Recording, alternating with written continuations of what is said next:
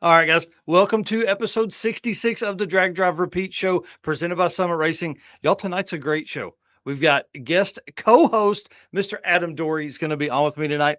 I'm kind of excited about this change of pace. You know why he's on? Well, I'll tell you in a minute. Doesn't matter. It's going to be fun, and Eric is going to have some fun while he's not on the show tonight. But we're going to talk about drag and drive events, Six Summer, all the events that Adam has coming up, Rocky Mountain Race Week, which is going to be happening at Tulsa. That's going to be fun. We got Carl Stansel the third on. We got Brian Acton on to recap Drop the Hammer. We got Greg Jones and Jonathan Stonecipher on to discuss upcoming Six Summer and how Greg is going to dominate and just smack some bootay while he goes up there in his Rocky Mountain Rocky Mountain Race Week class winning Nova. All right, I'm going to bring Adam on here in just a second, but first, let's play the intro video. We're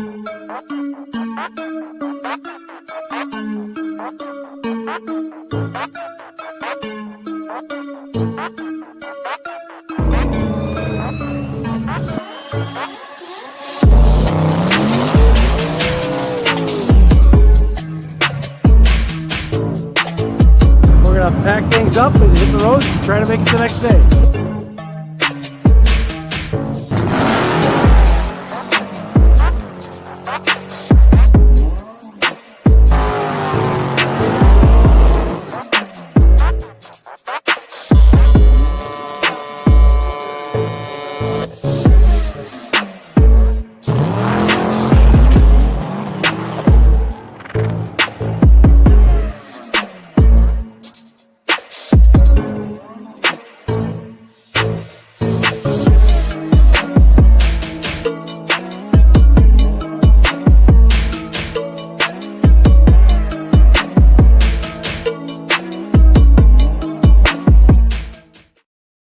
All right, guys, welcome to the Drag Drive Repeat Show. My name is Mike Narks. I'm the host of the Drag Drive Repeat Show and news. The news happens on Saturday mornings, and typically I have a gentleman here to my right that's Eric White. But you know what? He's not here tonight because him and Jeff Oppenheim are hanging out because Eric's in Pittsburgh for work, and I can't imagine a better person to give you a tour of the city. So let's bring in my guest co-host tonight. Mr. Adam Dorey of That's Cool Drink, the voice of Rocky Mountain Race Week, the voice of sick events, the voice of Mod Nats. Dude, tell him I missed about half of the ones that you announced it. So introduce yourself, tell them who you are and all that stuff. I'm doing everything. I'm basically I'm making money with my mouth. Yeah. I am, and in the hoariest way that sounds. That's what I'm doing. But no, I'm a free agent. I'm working for everybody that'll pretty much have me. Man, Havlic's fastest streetcar deal. Yeah. I'm going to be on. That's going to be Gangster with Al Tucci. So that's going to be that's bucket list type stuff right there. I got to announce with Brian Loans at the Indy 800 with Cletus event on Freedom Plus. That was awesome. So I'm getting a chance to see and hang out with a bunch of my folks. But this is cool. Yes, I'm gonna be on Six Summer. It's a funny story. I think we talked about this. I'm not sure with who. I've been on a bunch of podcasts and stuff. I was on Cooper's podcast. I was on the Clutch Burners podcast. Yep. So, but I was, it's funny. Luke reached out and said, "Can you make it to Six Summer?" And I said, "Dude, I am going to get fired from my job. I can't ask for any more time off. I appreciate the offer, but no, I'm out." That was on Monday. On Friday, I got canned. So I reached back out to Luke and I said, "Are we, can I still do Six Summer?" And he's like, "You're in. Let's go." Yeah. Would you still have me, please?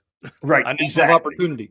Exactly. And on top of that, Tom's offered me the ability to write a few articles for Sick the Mag as well. So lots and lots of stuff happening over there.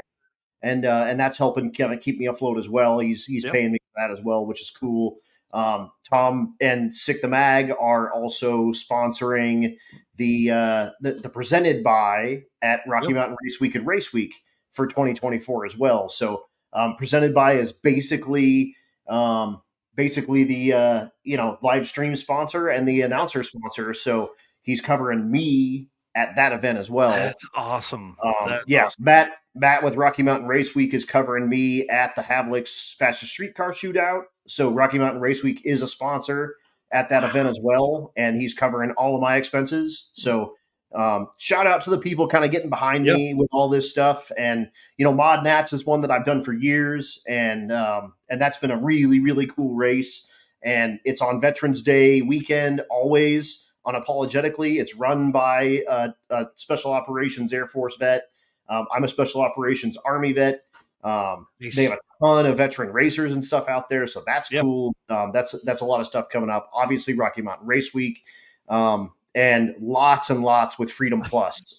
Those guys have been really feeding me some work, and that's cool because that is a lot of high profile stuff in front of a ton of people. And the more I get my name out there, the better it's going. So, right. Yeah, dude. And I just finished the O'Reilly Aztec 200. The first episode just dropped. There's 2 additional ones coming. There's one this Saturday and one the following. That was with Derek Beery from Vice Grip Garage and Alex Taylor from Alex Taylor Racing, Tate Morgan from the Gambler 500, and Tony Angelo from Stay Tuned and formerly Hot Rod Garage. So I'm doing it and I'm making it happen. And like we were talking last night on my show, I'm not getting rich, but I'm not getting poor. So hey, it's good enough. That's the dream. That's the dream, right? Exactly. Surviving, doing what you enjoy. Exactly. Yeah. So it's going to be cool. I'm going to be doing Carney's cruise night, and they've got the Rocky Mountain Stick Shifters coming up there. I don't even have my calendar in front of me, but that's going down as well in July. I worked in walking tacos into my pay for that one. Ooh, so I'm getting 2 walking tacos. I got a tech card for Stevie with the Cadillac in my pay with that one. And that's pretty much it. They're getting my hotel, walking tacos, and a tech I love card. that. Like it in your rider, I think it's what celebrities call that, right? Like, listen, I need 2 walking tacos. Right. I need a tech card, and I need you to cover my hotel just so I can. And that's it. And then give me a couple $100 for fuel, and we're there. Let's go. So that's great, dude. Anyway, man, lots of stuff going on, and I'm blessed. I'm excited to do it. Yep. When we first talked about this kind of happening, I was scared out of my shorts. Oh yeah. And I'm good. I've got something every month now through That's December. Awesome. I don't have a January race, but I have February again with sick week. So, dude, it's great. I'm not getting rich. I'm not getting poor. Well, hey, we can't ask for anything better for you, and can't wait till you're so busy. You're like just trying to chop up. How do I got to leave one event early because I got to go to another one. I can't wait for that for you. All right, let's get this thing kicked off. Totally, dude. I do have one real quick. I've got one. I'm doing a Volkswagen race at Extreme Raceway Park. Yes. I'm doing that the day before Rocky Mountain Race Week. We finish. So it's a Friday, Saturday race, and then I'm driving Sunday morning to Rocky Mountain Race Week. So I actually have 2 back-to-back races in Texas in September. It's going to be wild. Gosh. Dude, I can't wait. That is great. That is great news. I love it. And all right, let's get to this thing because we got great guests that are already downstairs or whatever we call them, and we got to get to it. This is going to be a little different for Adam because we're going to crank through this. Adam does a lot of great interviews on his podcast, As Cool Drink, and I love watching and listening to those. And you just dropped the Michael Narks, Stephen Narks, I guess podcast the other day. Yeah. That was fun to go back through and listen to that. Definitely, yeah, and yeah, we are dropping full on podcasts. Yeah. I'm doing YouTube stuff, and it's going to my Facebook as well. I'm about 20 episodes behind on the actual podcast. Hey, that's all right. That kind of lets us relive that stuff. All right, guys. Well, we can't do this without our friends that are out there, our race car friends. We can't do that without you guys. So please do me a favor, hit the share button as we come in here. Let these guys know that everybody's out there watching. We're looking for folks making comments as well over there. And we can't do it without our sponsors, Summit Racing, Molly Motorsports, Driven Racing Oil, Car Change 3D, Howard's Cams, Performer Built Transmissions, Sweet Patina, and Racing Junk. And our newest media partner, PowerTube. And we're dropping another new sponsor later tonight. So I'm excited about that. Oh. All right, dude. Let's get to it, man. Summit Racing. big supporters of ours here at the brand. So I'll do an ad read, and then we're going to talk about some of the cars that they posted up. Summit Racing Speed Legacy began in 1968 as a one-man startup and is now the world's speed shop with 4 facilities and 200 plus catalog editions. Fueling your passion, they save you money, deliver fast, and offer top-notch customer service for more than 1,500 brands. Adam, you hear that? 1,500 brands. You know they have that many? It's a lot of brands. A lot of brands. Make sure to download the Summit Racing mobile app for easy access to speed parts. Find them on Facebook, YouTube, TikTok, and Instagram. You can also find them on their podcast, On All Cylinders. And if you like, discussions like what we're having tonight, from humble origins to the social media lane, Summit Racing stands by your need for speed. Find everything you need on summitracing.com. And they're at it again, dude. They made a post. Hey, we want to see trailers. We want to see people hauling stuff on trailers for Trailer Safety Week or something like that. I think was the excuse they needed to make a post of Tommy Dupree's. Right? Yeah, Tommy Dupree's Firebird pulling his drag and drive trailer. Dude, drag and drives everywhere, man. It's everywhere. So I want to. It's the hottest thing on that's happening right now. And I mean, shoot, those 8 Cats just did that deal in New Hampshire. Yeah. And all this is all good. You guys getting all of the drag and drive folks in front of people to do these things and show this stuff off. A bunch of those dudes brought their trailers with them to that stuff. This is cool. This is good times. Yep. So I wanted to run through. I grabbed a few pictures from the Summit Racing post that was just names I recognized off the top of my head, or people that had race car trailers behind their race car. So this is Nick Schaaf's trailer. Jan Haas, obviously, we know that dude. He's a longtime Rocky Mountain Race Weeker. Got Gary Stansel on the left side there, and Jake Foster on the right, and the red hat Scotty. You can't red hat. Yep, and you can't take that hat. Yeah, don't take the hat. Don't take the hat. He doesn't like that. Not even. No. That's not funny. Yeah, not funny. And then Dan Palmieri throwing his stuff in there. Y'all, there's and that's than a race car pulling a trailer. And that's the best thing ever. It's got a Circle D sticker on the back, and that car's got a clutch in it. And Circle D also sponsored the stick shift class at Rocky Mountain Race Week a couple of years ago, ironically. Yeah. Would you have it any other way? I would not. I would absolutely would not. Yeah. I think that makes the most sense because, if they sponsored one that had automatic transmissions in it, their converter would probably win that class anyways. And you can't have that. Right. You gotta expand your horizons, get it with the clutch guys. And like, hey, if you guys get sick and tired of breaking parts and going slow, call us at Circle D. We sponsored your class. That's exactly right. All right. Well, again, I want to say thanks to Summit, and definitely, guys, you got to go follow them. They're always posting fun, goofy stuff. And I think this post had like 180 comments in it or something in like 6 hours. Yep. So, Drag and Drive is where it's at, obviously. All right, let's talk about the Molly Motorsport co-pilot spotlight. Now, Adam hasn't seen any of these notes, but he's going to love this dude. So let me do the ad read, and then we're going to talk about maybe one of Adam's favorite motorcycle racers. Attention high performance enthusiasts and sportsman class racers, meet the Molly Motorsports Power Pack Kit, your ultimate solution for Power Pack performance. The Power Pack pistons, how many times can we say that? Power Pack pistons.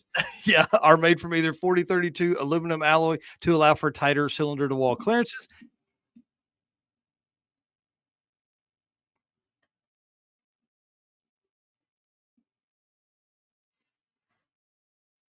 Am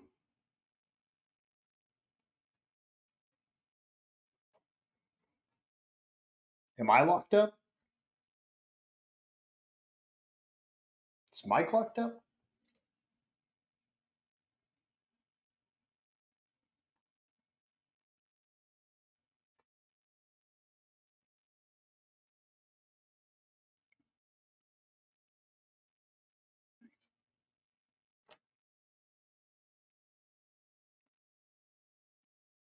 Dang, Mike is locked up. Okay.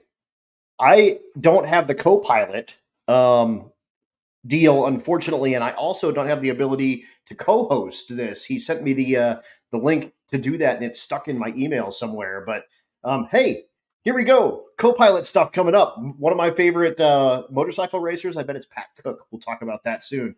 But sorry, guys, I didn't know I was running the show now. But Molly Pistons. Big shout out to them cats. I have Molly Pistons in both of my rides that I just finished engines in. The Malibu has a set of Molly Power Pack pistons. and the Cadillac has a set of Molle Power Pack pistons. And thanks to those guys so much. It was super cool. Eric over there got me pistons as a engagement gift for the Cadillac. So that was a very cool and unexpected surprise. But took the Cadillac today to Wall, South Dakota. We went to Wall Drug. It was about 50 miles one way. So 100 miles kind of shakedown on that car. It has a 383 iron LS in it, and it's still a 6-speed. And hey, we're back. No idea what happened there. Dude, I was just talking up Molle pistons because I've got them in both of my cars. So I was like, hey, I drove my car to Wall Drug today, and wow. It's got brand new Molle Power Pack pistons in it. And the coolest thing about those pistons is they come with rings, everybody. Yes. So when you're looking at pistons, don't look at just the price of the piston. Look at the price of the piston plus rings, and Molle is going to be in that ballpark. I promise you. Oh, yeah. That's pretty funny. And what I was saying there before I was cut out was that Adam doesn't even have co-host responsibilities yet. So he can't even like bring on the guests or anything. So it was fun. I was going to bring it up on my phone. Anyways, let's get on to it. So our Molle co-pilot spotlight today was submitted by Mr. Pat Cook. Yes. That's what I assumed. I told the audience, so everybody in the chat bleachers knows that I think this was going to be Pat Cook. Yeah, that's awesome. So I wanted to bring it on because he tells a funny story. He said he submitted his co-pilot spotlight for all of his fellow racers. Said everybody is his co-pilot. And he said, so in that part, it says, tell us a story about how your co-pilot saved the day. He said, the most helpful person at the circuit was Jesse Fox. He helped me get out of my own head and run my best passes of the event and my first 10-second passes ever. Riding a motorcycle stinks because you don't have a co-pilot, but it's great because every racer at the event ends up being his co-pilot instead. He said they can't help with the vehicle, but the time together having fun and the hundreds of times I get encouraged makes the event go so much better. I've never raced with a co-pilot, but I've never felt lacking in anything. Thought that was kind of cool. Hell yeah. Hell yeah. No, that's definitely a thing. Them motorcycle guys, they are crazy as can be. Yes. But that's one of the things, like when I was talking to Pat and I was talking to Shane about riding motorcycles, and you have the route in a little like thing on your gas tank. You can only see a little bit. Like I don't think Pat's Grom even has a trip odometer. So all of the, the steps and stuff, you just have to kind of guess and hope. But yeah. And then he's too slow to be able to ride along with people.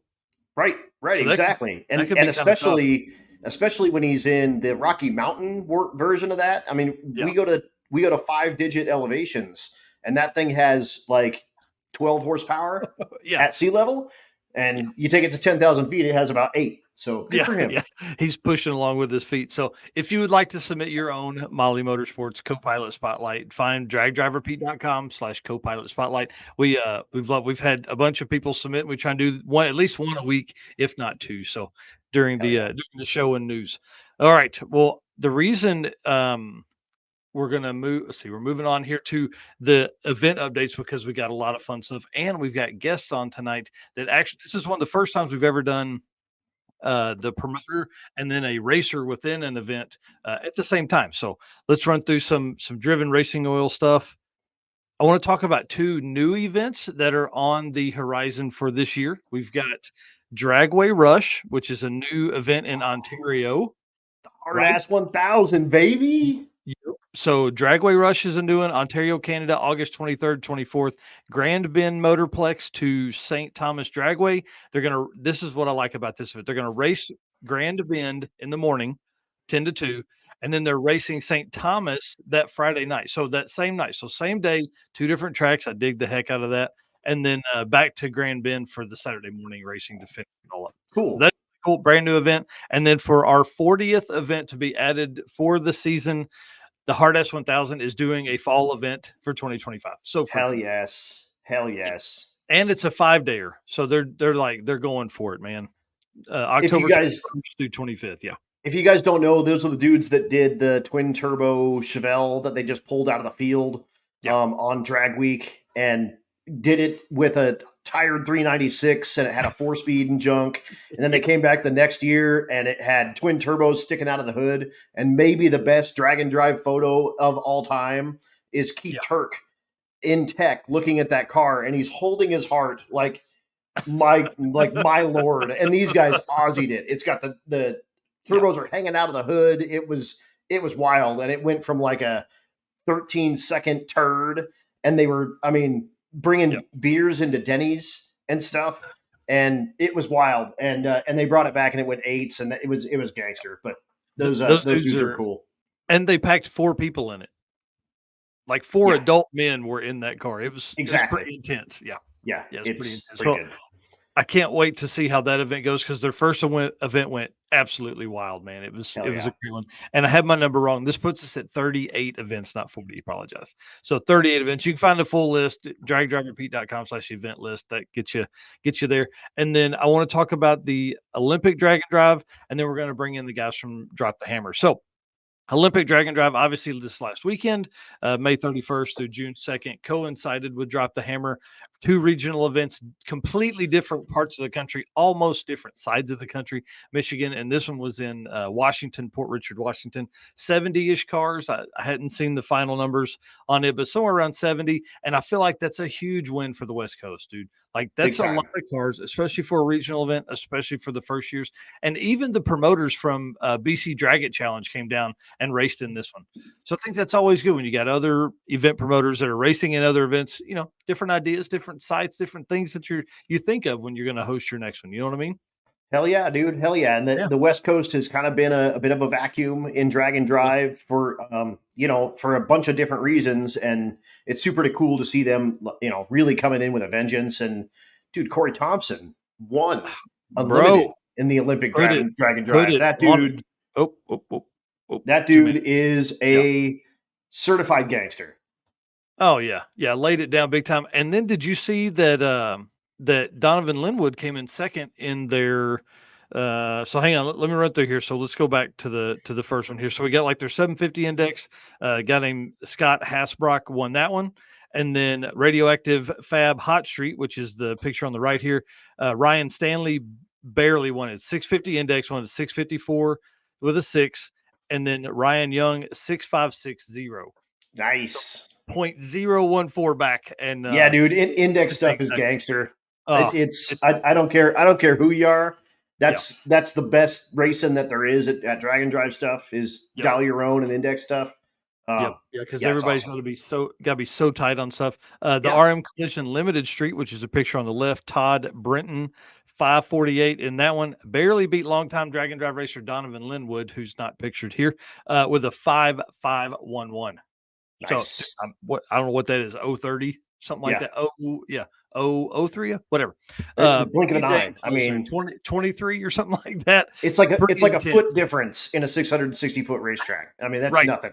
Over 3 days of racing. Right. Yeah.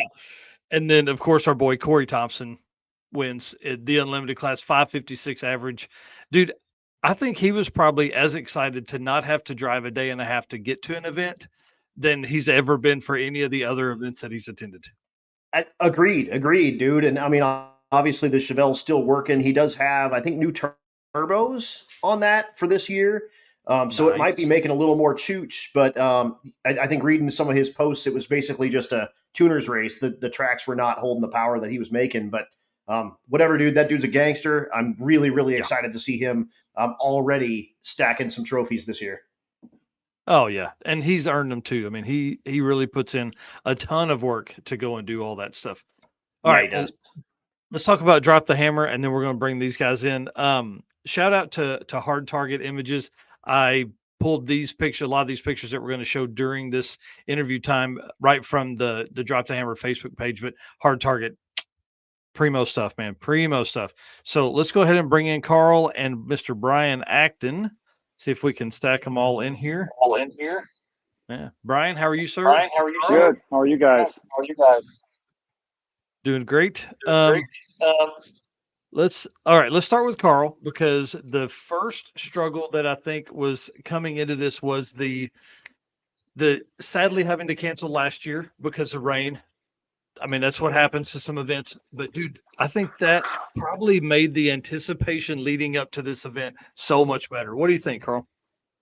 Yeah, it was. It was sad to have to cancel it last year. I mean, we were watching the weather, and 2 days before they were calling for rain throughout the whole weekend. And there's no way I wanted to put the guys through that and not be able to race. So it was quite the build up to this year. There are a lot of people that were really waiting for it and excited about it.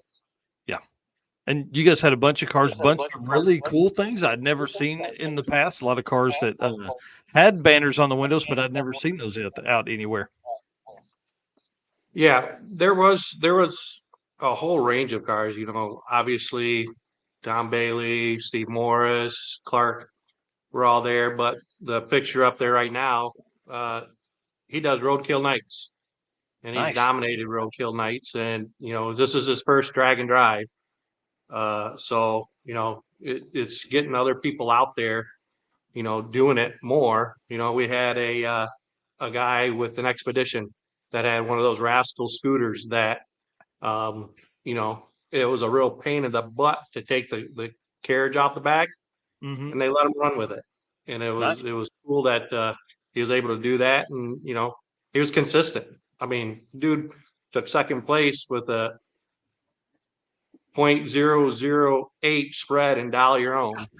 Dude, so awesome. He was having fun. It didn't matter what you're driving. Yeah. You're having fun. And that's what it was all about. Yep. Wow.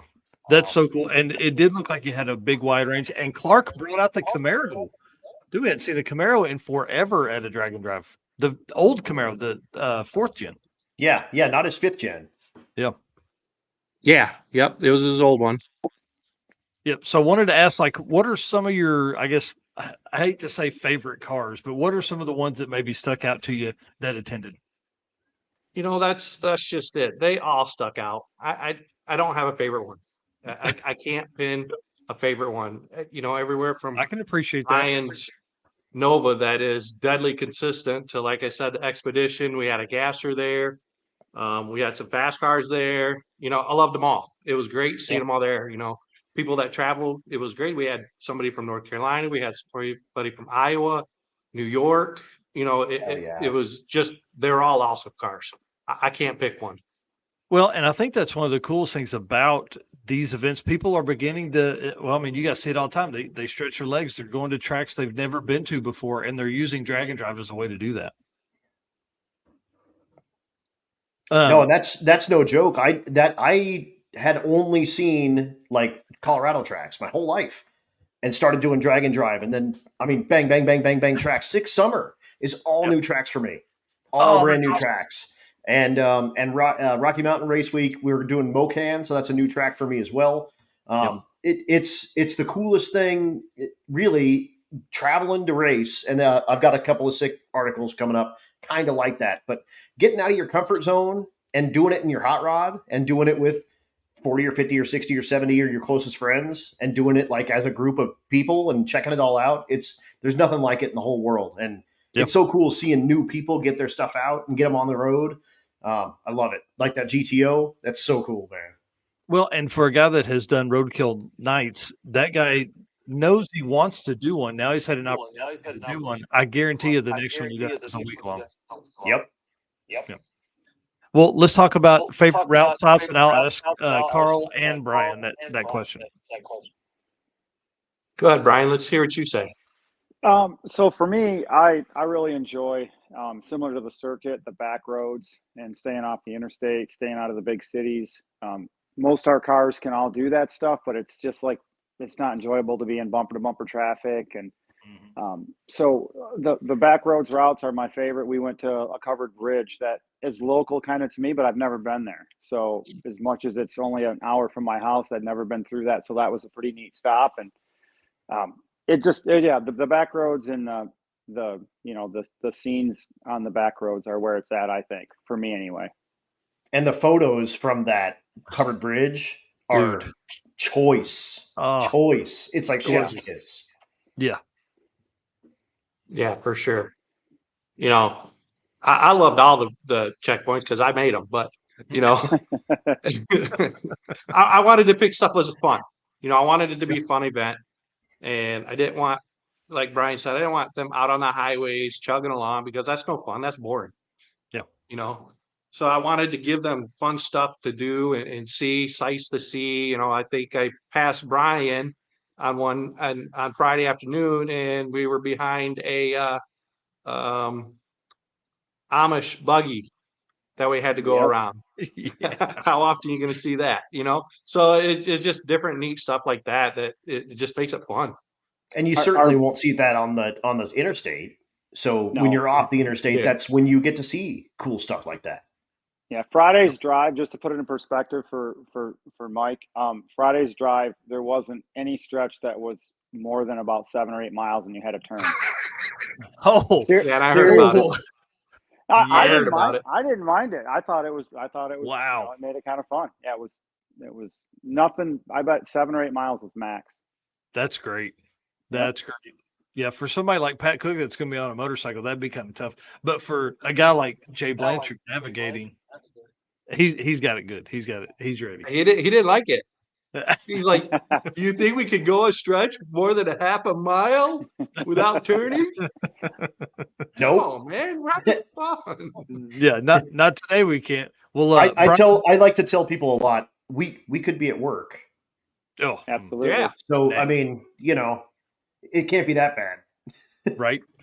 I take it you ran 8th mile, because I was looking at some of Brian and Jay's Fast Act Racing posts, and looked like you guys ran 5:45:09. So is there a 5:45 class? I guess probably, which would equate to about 8:50. Yes. Yeah. Yep. That's Carl had it set up that way to do 8th mile. That may have. I'm not sure if it's going to stay that way, but I think last year there was maybe an 8th mile track on the schedule originally. May have something to do with that, but Carl could speak on that.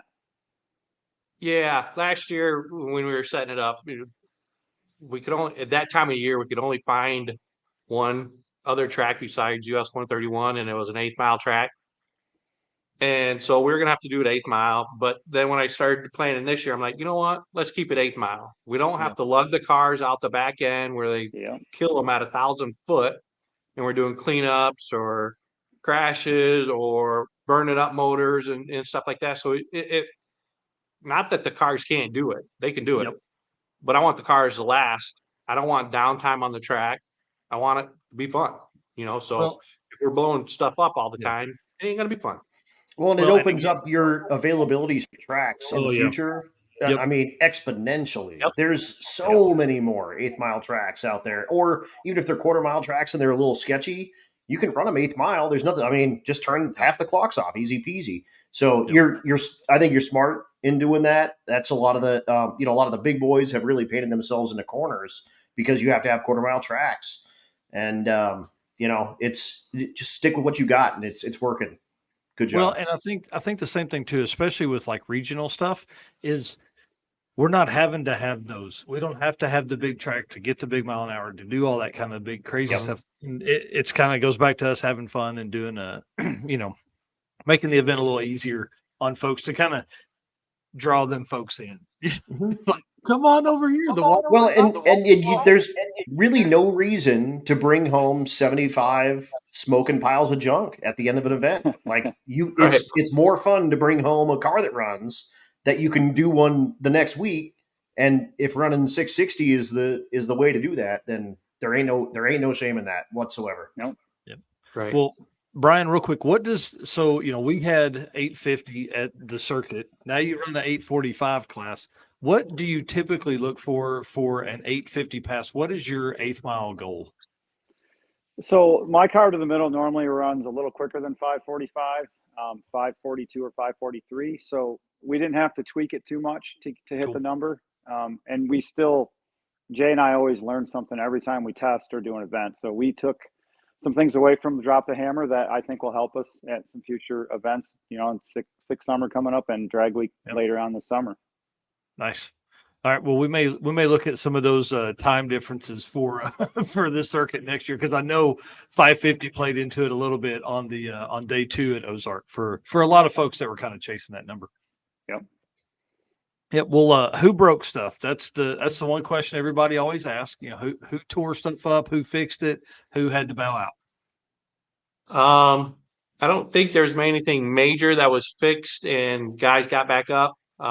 Morris had an electrical issue where he smoked a battery. He got that up and going.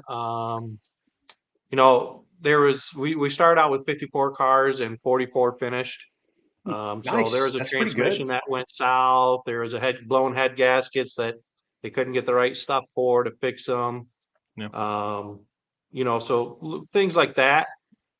That, you know, on a 3-day, That's it's a cool. little bit harder to want to put that extra drive into getting that stuff done. You know, Right. but yeah, I mean, all in all, there was nothing major catastrophes other That's great. than the end. Well, Yeah, yeah, the Tom and Clark show. yeah. Well, Yeah. let's so Brian, walk us through kind of not the class you're in because we talked about that, but how does this play into your 6 summer plans? Well, as you probably saw our post today, we found a problem with the car right at the end of the event. We were in the quick 8, and we were the last pair down. Yeah. Oh my God. I've never seen nothing like that. So we were in the quick 8. Fourth pair down against Aiden Bailey, and we started the cars in the staging lanes, went up to do our burnouts, and right in front of us as we were pulling the line is when the incident happened between Tom and Clark. So they backed us up. I shut my car off, and I bet an hour and a half went by with the cleanup and the decisions on what we were going to do. So Jay and I went to jump in the car to drive it back to the pit, and it just zinged over and ground a little bit. And we were like, what is that? And, you know, quickly realized that the flex plate was broke. And so we had to, and I drove the car to the starting track from my house, which is about 70 miles, because why not? Yeah. So I had to mess around, get in a trailer and get everything home on Sunday. But this would have happened to us at 6 Summer, no doubt. I mean, this was either cracked at some point earlier this year, maybe between some of those circles, but it definitely was. It didn't all crack at once. Yeah, that was intense. I saw that and I was like, "Oh my gosh, man! How does that even even happen?" Is that a TCI wheel? Is that one of those like beveled wheels?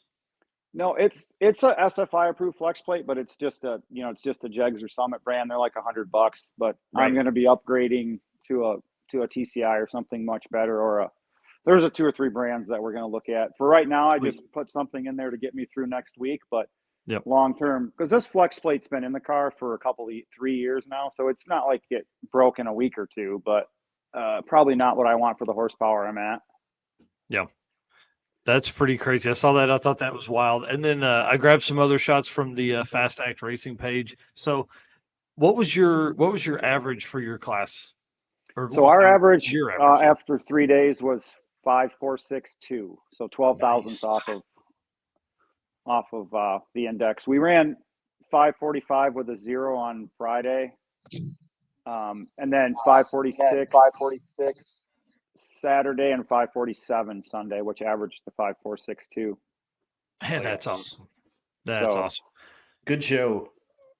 We're happy with that. And Roger in that Blue Nova, he's kind of a teammate in a twin. That car's championed off of my car. He definitely kept the pressure on us. He finished 8 thousandths behind me. Oh man! With a 5.470 average. Wow. So that's tense. Yeah, awesome. He was pressuring us every day, which was, I mean, like I said, we rode together, pitted together, drove together. He's a good friend of ours. So, yeah. Was Jay tuning on that car? He has, but Roger kind of did his own thing over the weekend, which was even more impressive. Yeah. I mean, no co-pilot. So yeah, wow. He definitely had a good showing for first drag and drive and no co-pilot. I was pretty impressed with his performance. Yeah, for sure. So what were some of the other classes that were really close? The Dial Your Own was real close. First place was 0.003. Second place was 0.008. and third place was 0.012. That's intense. So awesome, So, dude. Wow. That's pretty impressive. They were on the hunt. Yeah. And how did you set up your DYO class? So I basically took, that just told everybody, make your pass, make a bunch of passes and figure out what you think you can duplicate for the weekend. And then we take the spread between the fastest and slowest that you turn in. Gotcha. And that's Yep. how we come up with the number. Yep. Makes total sense. I dig that. And to think about so they had 3 days and the winner was what? 03, you said? 003? 0.003. 3,000. So 3,000s. Wow. Yeah. With a day of racing in between, not just like they laid a pass out one other day. It's like they had another day in the middle there. Yeah. Yep. Wow. That's pretty awesome. That's pretty awesome. All right. Well, let's talk about some other stuff. What's the plans for next year? What do you got going on? We're doing it again. We are going Run it back, baby. get a little bit more swag because we didn't have very much. We just had shirts and some leftover banners, windshield banners we were selling. Yep. But I think we want to try and get some hats, some other stickers that kind of flow with the Drop the Hammer theme. Some other little things. I've tossed around mixing up the days a little bit. Kind of maybe doing a tech on Thursday night. Yep. And then a close track to wherever tech is so that they have a short drive to get to Friday's racing. That way we can do 3 different tracks instead of just 2. Yep. I've tossed that around, just trying to mix it up a little bit. Gotcha. So you would hang on, because I like this idea. I like where you're going with this. So you would tech somewhere, like so you would tech at the first track so they could park their rigs and stuff, and then you would drive for Friday morning and race. That's a good idea. I like that. We're definitely adding some tech on Thursday night this year. We're not doing that again. Or 25. Right. Yeah. So 25. Yeah. My quick thoughts were tech from 5 to 8 at the home track. You have until 11 o'clock the next morning to drive 85 miles. Yeah. However you wanted to get there, you're there. Yep. That makes sense. Race, from 11 to 3-ish, and then we'll move on to the next track for Saturday. And then 10 to 2 on that day. And then back to the base track on Sunday for the final day and the awards and all that stuff. And that way we're back where all the trucks and trailers are. Yep. So we're making the loop as normal, but we've got 3 tracks instead of 2. Yeah, that makes a lot of sense. I really dig that a bunch. That's good idea. Yeah, makes it a lot easier. Not solid yet. I'm still playing with it. I want to see if the masses are up for it. What do you mean? You just finished the 2024 event. It's been 2 days. You don't already have. You don't have everything figured out for 2025. Come on, jeez, Carl. Almost everything. Right. I'm trying. That's pretty awesome. Well, man, congratulations again on a great event. It looks like everybody had a blast. And obviously our boys at Fast Act Racing went out and showed out like they always do. I love seeing those guys. And can't wait to see them next week. Brian, is this the closest that you guys have done events to each other? Definitely. Wow. Yeah. We a little bit of maintenance. Jay's coming to get the car tomorrow. So tonight I still have some work to do on the transmission reinstall. I'm about an hour away from starting the car, and Jay's coming tomorrow to load it. We'll leave Saturday, but that's just the night that works to get it loaded up. So, and then when we get back from summer, we're doing a local import versus domestic race that following weekend. Oh my gosh. The 21st and 22nd. So yeah, the next 3 weeks, the car will have really been put through its paces. So that's great. What's the combo, Brian? LS, 5.3 LS aluminum block, so LC9, all forged parts. It's got center counterweight crank, and AFR hair trick flow heads, single 91 millimeter turbo, and then all Holley EFI. So it makes around 1,100 to the tire to run 850s. It's got to weigh 3,200 pounds, so that's about where we end up. And the car's been turned up into the high sevens, which most of these guys on here know that, like Mike and Carl. But right. So yeah, it's been good. This is the third season on the engine, and after this year, we'll have about 350 passes and 16,000 street miles on this motor. Hell yeah. Nice. That's crazy. Yeah, we're pretty excited about that. It's coming out after this year. Go ahead and give your engine builder a shout out on that one. Come on now. Baker Engineering. Yeah, they build a bad engine. Hell yeah. We test a lot, even outside of the drag and drives. This car sees a lot of runs. So don't be surprised if I show up with a cameraman and a microphone and shove it in your face at Six Summer. Yeah. Come see me. Yeah, Jay and I love to talk to you. So heck yeah. No, it'll be cool. We bank a bunch of stuff when they've got downtime on the track to play on the live stream. So the first couple of days we're just out just gathering stuff. So I just talked to a ton of people. So I'll come find you. Great. Thank you. Yeah, that'd be awesome. All right, guys, thank you so much for coming on tonight. Appreciate you doing this for us. This is a lot of fun having the promoter on to tell stories and having a racer's aspect of it too. Mm-hmm. Yeah. Thanks, guys. All right, thank you. Yep. Hell yeah! Congratulations on a great event, guys. And like I said, it looked great. All the pictures are great. Keep running it back. Hopefully, we see this in 10 years. Yeah. Oh yeah. Well. Hell yes. See you guys. See ya. See you guys. Awesome. I dig those guys a whole bunch. Brian's one of my favorite folks, for sure. One thing I realized is I didn't do the ad read for Driven, so let me do that real quick. You went. Yeah, I froze. What are you talking about? I was gone, just gone. But I do want to tell the folks that are watching this for this Saturday show, my plan is to that's an hour-long episode on Saturday mornings. I intend to spend about 45 minutes talking about June events only, because this is the busiest month of any drag and drive year we've ever seen. So I'm going to talk about what's coming up, all the stuff, where to expect stuff, where the races are going to be, tracks, all that kind of thing. So if you are watching this right now, please plan to be back here on Saturday morning. All right. The Driven Racing Oil. I love this team over here. They're so amazing. Why gamble with performance or protection when you get proven results from Driven Racing Oil?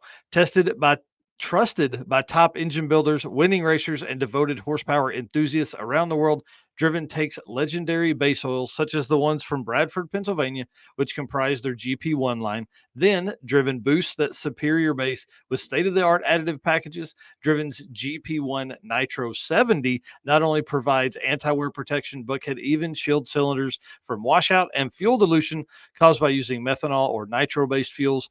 Learn more about Driven Racing Oil by following them on Facebook and Instagram at Driven Racing Oil, or you can shop online at drivenracingoil.com. And they're going to be at Six Summer. They are, totally. And if you guys don't know, Bradford, Pennsylvania is known for their oil. They just are. It was the original Brad Penn kind of like the voodoo that they did. Driven's got that now in their stuff, and it is as good as that original Brad Penn stuff was. The current stuff has not. It's different. It's a different deal. So Driven's got it, and they're rocking and rolling with it, and they have the best. And I have it in both of my cars right now. Break-in oil on the market. So if you are if you were starting a new engine with Mahle pistons, make sure it's got Driven break-in oil. I know that's right. I think I need to have you write the ad reads, dude. That'd be great. Yeah, let's go. Let's go. Hey, who wants to hear Adam record them? That'd be awesome. Then I can just play a video. That'd be great. Look, I can be had, Mr. Narks, but I am not cheap. Yeah, hey, I like it. I'll pay for quality, bud. I'll pay for quality. All right, guys. Speaking of quality, speaking of stuff, gentleman's agreement. Here's how this works. I love doing this. I love providing content, but y'all, Adam knows this firsthand. It's not cheap, and it is very time consuming. So, gentleman's agreement is I'm going to keep doing this on my side, but I need you to hit that follow button or that subscribe button wherever you're watching this.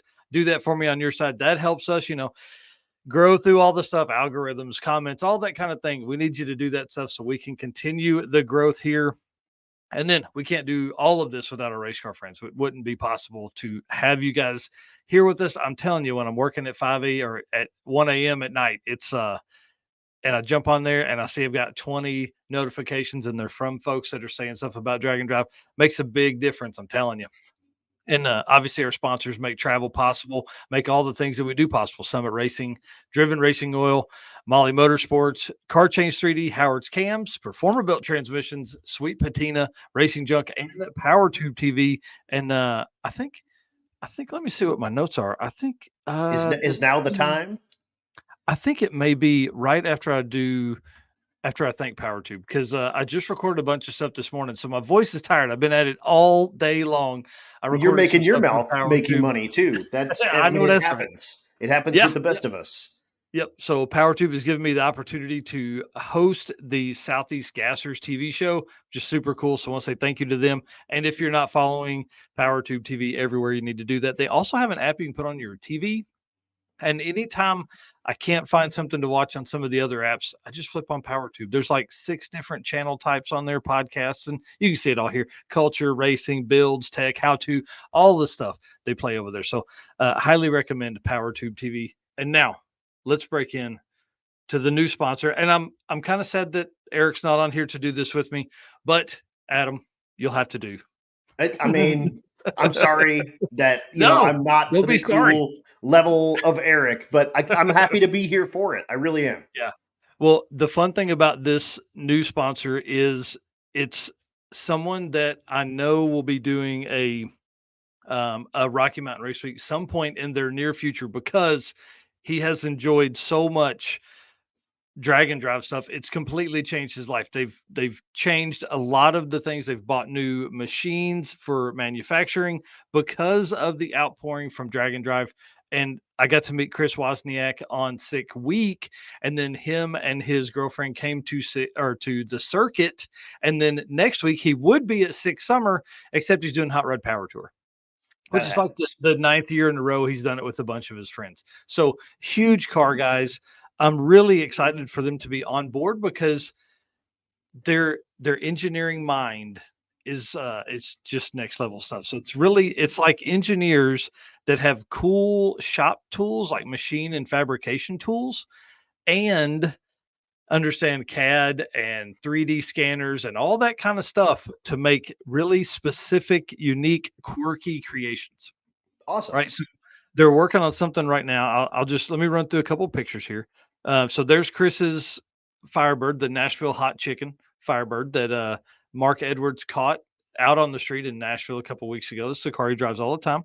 And then this is the carburetor stuff that they have right now. So obviously they're carburetor guys. They're part of the what we're calling the KCA club, which is Keep Carburetors Alive Club. Okay. So this is like a deal you put on top of the carburetor. You can put your jets in it. You can put all your tools. Then this screwdriver, I know this is crazy for you longtime carburetor guys, but it will actually, you can turn it by clicks. So you could dial in Oh, and like select the that idle data. adjustments and all that Yes. stuff. Yep. So they make them in-house, and it's really, really cool how they do it. I mean, you hold it, it's like 3 clicks is how you set this side, and 2 clicks is that one. So for nerds like all of us that need to collect that data, you can do that. Oh, I'll put in 2.5 clicks over here and 2 clicks over here, and it picked up, whatever. I don't know. I don't know carburetor stuff. I usually don't even know computer stuff, but I have somebody I do that. do. I started with carburetors, and this is sweet. This is a super, super Yeah. cool idea. Yep. And then how about this piece right here for your spark plugs that goes, oh yeah, right on top of your carburetor tool. Like Hell this is yes. stuff they make all the time. You can find it on WAF Racing, WAF-racing.com. And they're only expanding from here. Like this gives you an idea of what they do, right? So for our buddy Raj Rovic from the Yukon, right? The top left there is some special intake. I don't even know what kind of intake it was talking about, but they made a coil pack holder from that intake. So special, quirky, unique pieces is what they're going to specialize Yeah, in. And so it says small block Mopar trick yeah, flow intake yeah, manifold. So like if you're one of the 4 guys that has a small block Mopar with a yeah, trick flow intake manifold, you can yeah. mount a coil to it with that that piece right there. Yep. And then, sorry, Rovic doesn't have that piece, but has some other stuff that they're testing. And he's like a big part of it. Well, Rovic's also a big part of the Driven Racing Oil team, too. So he's just all over the drag and drive stuff, man. I love it. And then with the 3D scanner, obviously parts that are hard to come by, they're 3D scanning factory pieces and remaking them in other materials. Super cool Yeah, stuff, man. and like weirdo Mopar stuff. And I mean, Yeah. that's I don't mean to be a mean guy, but if you're a Mopar guy, you're a weirdo Mopar guy. Like you get it because you've got it. A lot of that stuff is weird one-off stuff, and this is stuff that they can come up with real quick and cheap, and bang, you're in. So that's super awesome. Welcome aboard to Drag Drive Repeat. And right. Thanks. Yeah. So he said, look for us at local car shows, drag strips, curvy roads in and around Middle Tennessee, because they all live in Nashville, or on the Hot Rod Power Tour, which is going on next week, Drag Week, which they'll be at, Sick Week, which they were at, and obviously they're planning to come back to the circuit as well. So it's going to be a lot of fun. I'm really pumped about them. We'll have a big article out here shortly about all of the stuff they do and how all of this works out. But I have a brand new overlay they're going to put here that includes their oh no, you broke it. I broke it. So I didn't save it as a PNG. So soon it will be this on the bottom as we move through. I'm going to fix that while we talk to Jonathan and Greg, because they can carry on a conversation. I don't even have to look at those. We're already doing one in the private chat behind the scenes. Yeah, we're not going to read what that says over there because what are you talking about? Yeah. So I'm pretty pumped. One last thing, Chris did send me a message just before the show. He said we're carburetor centric and working on a sleek set of tools for tuning carbs. Raj, talking about Raj, Rovic, is one of the guys contributing to the ideas and is an avid tester of these things. Hopefully I'll have the set done and tested during Power Tour and ready to share on the show in a couple weeks. So he's going to be on. That's the plan. We were going to have him on tonight, but y'all, he's thrashing to get his car ready and 2 other cars ready and his pool ready for when Hot Rod Power Tour comes through Nashville so they can have a big pool party at his house. So we forgive you, Chris. We look forward to you being on here in a couple weeks and talking about all that stuff. Okay, let's go to the next spot here. WAF Racing, obviously. Howard's Cam community segment. You guys know, love our boy Luke B over at Howard's Cams. And this has been one of my favorite segments. And we've grown it. It started as what was just community updates, but now we talk about a few cars in the beginning and then we bring on a guest. So let's hit this intro video for this part, and then we're going to bring in Jonathan and Greg after I talk about 2 bits of cars that are in the community. Hello, ladies and gentlemen. Harris from the Monoxide Podcast. Real quick, Howard's Cams was founded as a racing cam manufacturer almost 80 years ago when Howard Johansson created Howard's Power and Racing Equipment in 1945. Howard's Cams has always used on-track experience to design the most powerful designs, and today they have an even greater group of experienced racers in circle track, drag racing, road race, mud bog, and marine. They use all this input plus the most advanced computer software to design the most competitive race-winning products. From pioneers in drag racing and oval track to cutting-edge marine development, Howard's Cams is at the forefront of the industry. So make sure to reach out to our friend Luke B for your next valve train upgrade. All right, Luke. Also, a note. I guess I build my car with your sponsors, which is awesome. I have Howard's lifters in the Cadillac motor. That's what I'm talking about. Love it. I love it. Well, whenever you're ready for another set, let's talk to Luke B and the team. My engine guy in Denver. That's all he uses. Yeah. So he was like, "You get Howard's lifters, or I'm not putting any in there." That's great. Okay, that's great. Got that's it. What we love to hear. Like, okay, that's what I'm talking about. All right. Well, let's talk about some cars because I can't wait to talk to Greg and Jonathan. So here's the deal. Ryan Hargett, you guys know him. We love the new Camaro Coyote swap. The Coyote swapped Camaro. He's building 70 Camaro Pro Stock car. This is going to be crazy fast when he gets it done. But yes. I wanted to show the work that they've been doing. He's been kind of quiet the last couple of weeks.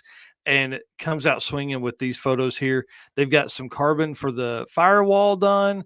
And then you can see in this shot here, he gives Spencer Brown a big shout out on the work with the headers.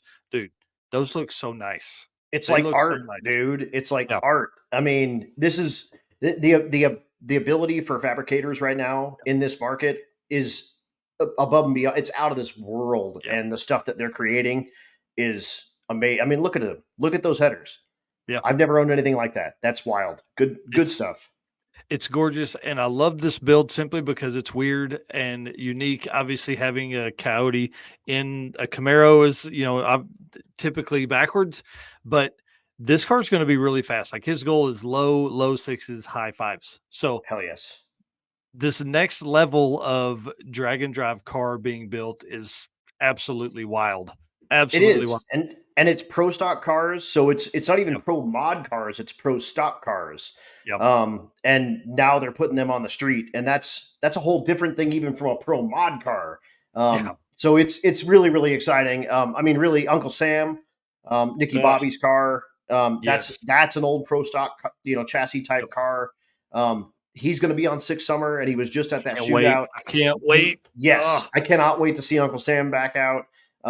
Congratulations on his engagement to Alex Taylor as well. So, Right. good stuff, and we're going to see Power them back. couple. Yeah, I mean, she doesn't have to change her name. Yeah. So I would though. How funny that you're going in with like your marriage license. You're like, yes, I would like to change this, please. Right, exactly. Yeah, But that's no, cool. it's super cool. It's a good change, I think, in the market for guys bringing out some really fire breathing stuff. And why not do it different and put a Coyote in a GM? Like, giddy up, let's go weird. Right. Well, and plus, we talked about this next level of cars. I mean, talk about this right here, CJ Race Cars building a new 69 Camaro for Cletus, small Yep. tire car that's going to go really fast. This is crazy. It is crazy. It is crazy. Well, and if you Love watch that stuff, man, he is building that car fast. And I don't know if that's just because checks are changing hands super quickly or whatever. But either way, that car is amazing, and I'm excited to see what engine they're planning on putting in there. They've kind of kept the big block in as like a teaser, but I've been, he told you straight up that it is not going to be a big block Chevrolet. So. That's awesome. Who knows if it's if he's going to go Hemi or what? But I'm excited to see that, and that is going to be a very cool car for him to start campaigning. And who knows what's going to happen to Mullet as well? And Ruby in that same sentence. Leroy's pretty much not a drag and drive car anymore. No cooling system. He's pretty much made that into a stick shift race car, which is great. But Mullet still has headlights and junk in it. So we'll see if that becomes kind of his, slow drag and drive car. He's still got Ruby, and then Zach and Ty kind of have their stuff going as well out there as well. They had Ty had his Ranger out at 6 week, and they're kind of doing their thing. So it'll be interesting to see what that whole crew brings to drag and drive in the next year. I think it's going to be a very big shakeup in the drag and drive kind of world. I'm ready for it. The reason I brought this up too is because I wanted people to understand. This guy talks about it being 1,600 hours of labor to build a car, not like this that's on the screen. I don't know why I grabbed this screenshot, but the car he's building is neither one of those cars that are on the screen. Right. But 1,600 hours of labor says that it could be $225,000 to build a rolling chassis, and that doesn't include wiring or paint or the engine. Right. No engine, no trans. It probably has a rear end so it can roll around, but probably not a third member, probably not wiring, probably no EFI. This is serious stuff, and especially at this level for sure. And I'm excited that he's getting into a 69 Camaro. I really thought he was going to buy Tom Bailey's car, the SICK 1.0 car, because that sort of is the car that catapulted him into where he is. And he actually ended up getting a license in that car for Advanced ET. So I was sure that he was going to buy that car, and he's not. He's building his own 69 Camaro, which is great. Good for him. Bring it on. And that 1.0 car is an older build. It's kind of a heavy car for that sort of world. It's not it's just not. It's a chassis car, but the 2.0 car is a pro mod, and his new pro mod. So yeah, it's going to be freaking cool, man. Freaking cool. I'm ready. All right. And then last up here, Jesse Fox, Mr. 3G Video, just text me. That's what I was checking. He said he's bringing Benny to Six Summer. Nice. Hell yes. I can't wait to see this car in person. He teases. I thought he could have it done by the circuit. Couldn't get it there. They just couldn't get the car running right. Got it running. Been driving it around some as far as this video show. I'm ready to see this thing, man. Absolutely. And I mean, talk about a good dude. Like Yeah. Jesse Fox is an awesome, awesome dude. And he's one of those guys that shows up to these things, snaps photos, does this whole mess, mostly out of his pocket. And it's a cool deal to have him around and spreading the joy, spreading the love. Right. Well, it's exciting to see him out and about again. I mean, dude, he's probably missing Benny. He's been having to sleep in hotels and all that kind of stuff. He doesn't even know what to do with himself. All right, he's not sure what to do with his hands. He's just right. Let's talk about this car right here real quick, and then we're going to bring in Jonathan Stonecipher and Greg Jones to talk about how much fun this next adventure of theirs is going to be. This car is an unassuming car. You would never know that this car has trophies on trophies on trophies on trophies. But yeah, Greg knocks it out of the park with this car, and he beats it mercilessly. And he's one of the dudes that he's not looking for anything kind of special or anything along the way, but he's a paraplegic. He's a handicapped dude. The thing has hand controls in it. Yeah. And he drives it down the road. He races it. He makes passes. He does the whole thing, but he does it all with hand controls, and that's a whole different level of respect because I can't drag race with the use of my legs. This dude does it like really well, and like I said, wins like crazy. We were talking a little bit before this, and I said he's got at least 2 wins, but you'll tell us how many he has because you are that guy.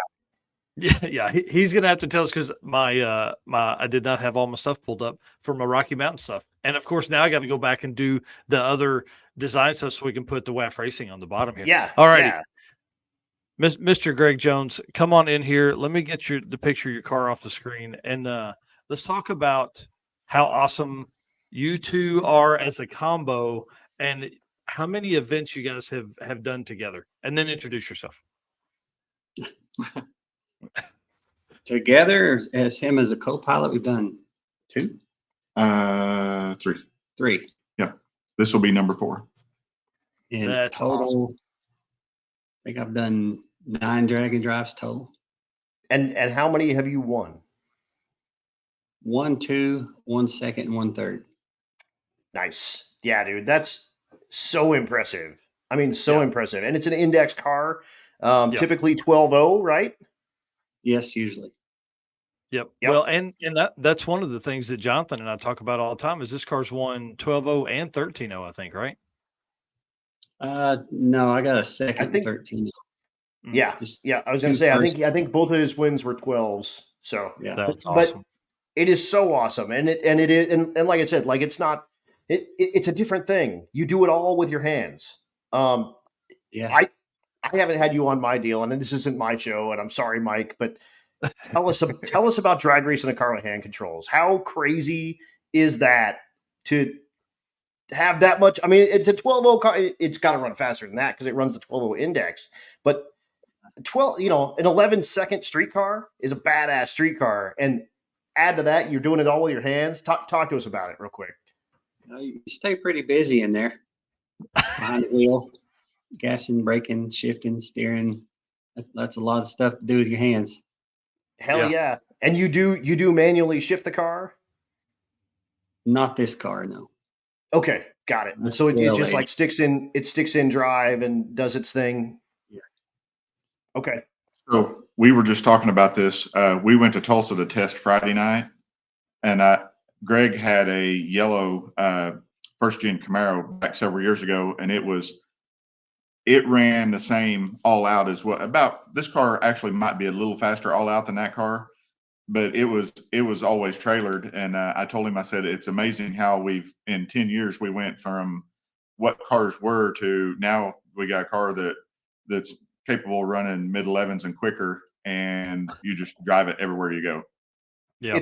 I like to say it's like cheating, because like 20 years ago, that car would have a raunchy cam and would barely idle, and it would you could barely drive the freaking thing.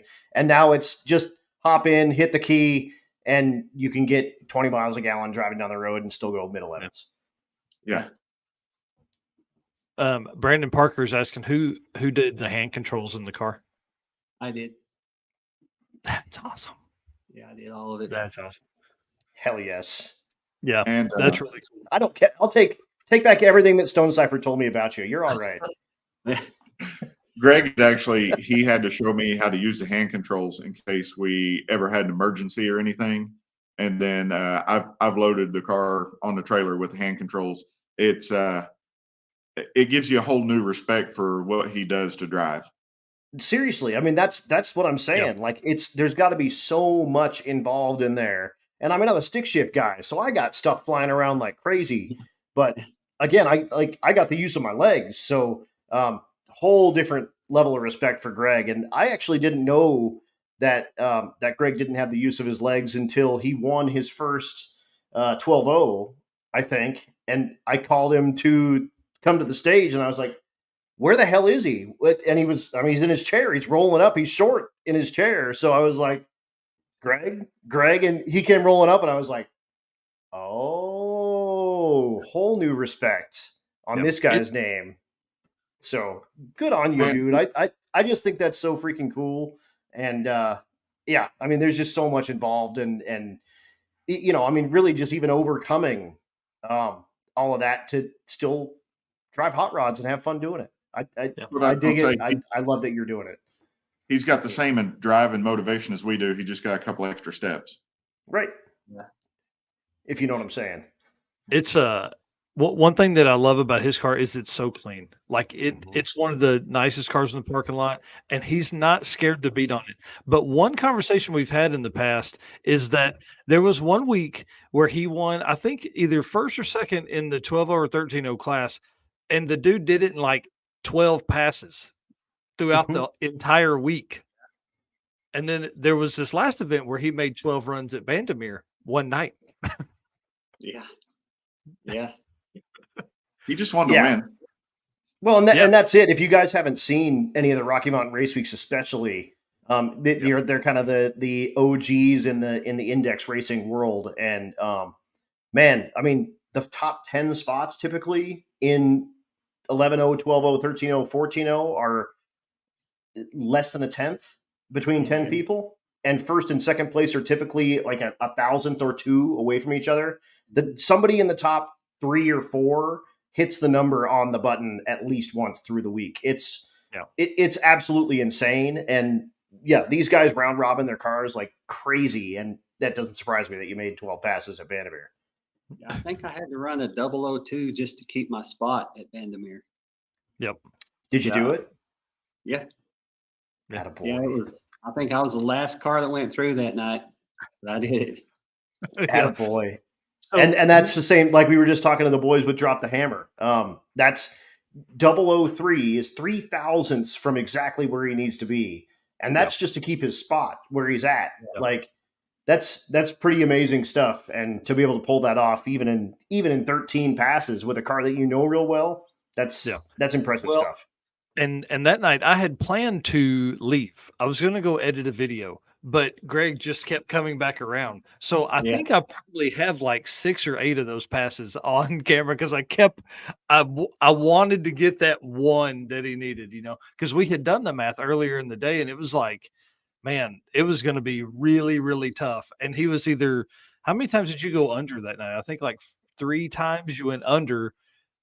Yeah. 3, maybe 4. Yeah, it was something like that. And then, of course, you know, if it's like a 12-10, you might as well throw that thing in the trash. Like it's not going to matter. So this is for the folks that are going to be new to drag and drive and index racing and stuff. How do you slow the car down or speed it up in that kind of incremental time? Like, is it, hey, the transmission's still hot, I'm going to go down and make a pass because that's going to cost me 500ths or something like that? I usually, most of it's done with a mechanical throttle stop that I made on my hand controls. and I fine tune it with timing. Wow. That's When wild.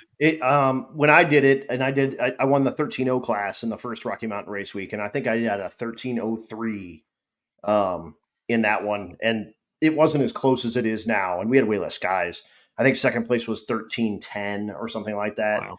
But I used weight a lot. I would not unpack the trunk in the car. Use a lot of that, short shift a lot, and there's a lot in staging. If you deep stage, it takes some Yes. time off of the car, Yes. and it's there's a lot of stuff you can do. And at some tracks, I mean, I was in 13.0 class and my car went 1140, so Wow. I was a little bit sandbaggy, but Which it is went probably hard to do that much off. it's to take like a second and a half out. I was trying to find places on the track to let off and just That was coast. So that was the biggest surprise for me and Greg, because we both started the first year in 18. We both showed up. He had a black Super Sport Camaro, and then I had the SR71 Trans Am that year, and it was surprising how tight. Like my first day, I went out in my second pass, I went a 1307. I thought, oh yeah, this is going to be all right, and I checked it in, and then I'm in like 12th place, and I'm Right. like, oh shit. well, Yeah. 07 wasn't worth nothing apparently. No, it turns wasn't. out. Yeah. Brian Lump says in the 17, he got third with a 1309. Yeah, I went like in that same year, I went a 01 and a 01 the last 2 days, but my average was still 1304, and I was in 10th place. Yeah. So, It's freaking wild, dude. It's Yeah. freaking wild. And it comes down to that last day, and like the second place guy needs 000 to if you run even get ahead of the 13 first place guy. But if the first place guy goes 01, he's there. Like he Yeah. beats you. Yep. And it gets that way throughout the week, and it's so much fun because those races are typically tighter than all of the heads up races. And I mean, they're racing for the same $1,000 that everybody else is, so it's a very cool deal. Ed, that's what you're saying there. I know exactly what you mean, because the car that I ran 13.0 with, it was a bottom 12-second car at some of the tracks, and probably could have been a 12.0, but it wouldn't do it at some of the elevations, so I was screwed. So Yep. And for the folks listening on the podcast, NHRA stock, Ed Hohenberg says, sandbagging my Cobra 2 seconds was so hard. Yeah. It is. It really is. Slowing stuff down that much is a pretty tough prospect, honestly.